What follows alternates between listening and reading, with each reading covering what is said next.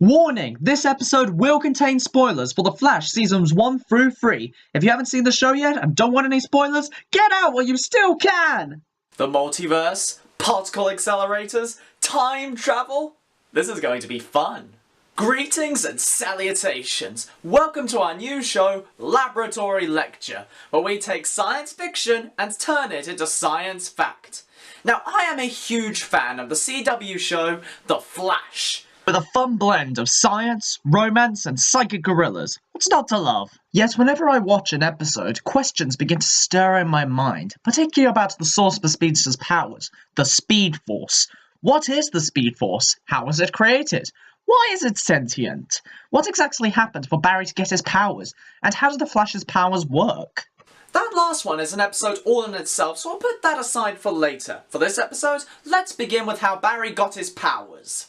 One night, a particle accelerator exploded, which created a lightning storm. A lightning fork struck Barry, putting him into a coma for 9 months, and making him into the fastest man alive. Or so he says.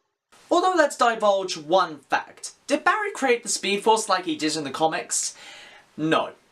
The main piece of evidence for this is that the Speed Force spans throughout the multiverse, with speedsters such as the Flash of Earth 3, Jay Garrick, who must be in his 50s at least, and we can assume that he got his powers at around the same age as Barry, predating when Barry got struck by lightning. Yet I'm guessing that you're all thinking about the same thing. That when Reverse Flash went back in time to ensure that Barry did not become the Flash, he inadvertently cut himself off from the Speed Force. So, what happened? My theory is that Barry did not create the Speed Force, but allowed the Speed Force to enter his universe. He opens the door. So, what happens when you get rid of the doorman? Now let's move on to the big question. What is the Speed Force? To answer that, we need to go back to the origin story. What happened on the night of the particle accelerator explosion? What was the experiment which caused the explosion? The answer? Nuclear fusion. Nuclear fusion is one way for us to get nuclear power on Earth, as well as being less radioactive than its companion, nuclear fission. In a nuclear fusion experiment, 2 hydrogen atoms bond together to form a helium atom, mainly within stars such as our Sun. Not only does such a reaction produce ludicrous amounts of energy such as light and electrical energy, but it also requires plasma. Plasma is the 4th state of matter, consisting of ionized gas which acts as a conductor for electrical energy, such as in a lightning storm. Not only that, but we get to have a good look at the Speed Force itself in the Season 2 episode, The Runaway Dinosaur. Notice anything? The swirling gas, the electrical energy? Sound familiar? Okay, well that's all well and good, but what actually is the Speed Force? Well, that question still boggles the mind. All the evidence thus far corresponds with the Speed Force existing in every universe. Plasma is a fundamental part of the universe, acting as 99% of the matter in the universe. Without it, we wouldn't exist. Yet I still don't have an answer. The core of a star? The plasma rule applies, yet I doubt that anyone will be able to survive in there. A plasma cloud? That is a coronal cloud, and it does have the plasma and electrical energy, but it dissipates quickly. Pure kinetic energy? Okay, now we're scraping the bottom of the barrel. How about another dimension?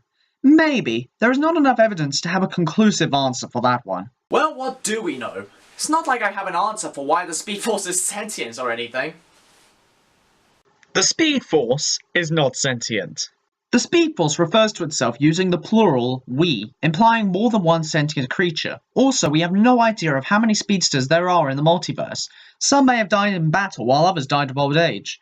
See where I'm going with this? The Speed Force acts not only as a source for power for speedsters, it also serves as an afterlife for the speedsters. How do we know?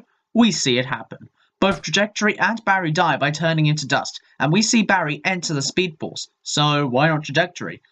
In short, the speedsters become one with the Speed Force after they die, watching over the current speedsters and occasionally giving advice.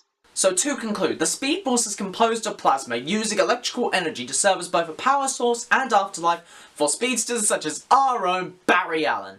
Yet one question still remains. What happens when the Flash runs? What is happening inside of his body at a chemical level? Well, find out next week. Whew, got through that theory. You know, when you actually get into it, this sort of stuff is actually really tough. I'm amazed that I actually got through it. But if you want to see more theories like this, just click over there to subscribe and watch this space for more. And next week we'll be looking into how the Flash runs. Or rather, what's going on inside his body when he runs. Now, I best go. Now, the camera is probably about to run out of battery.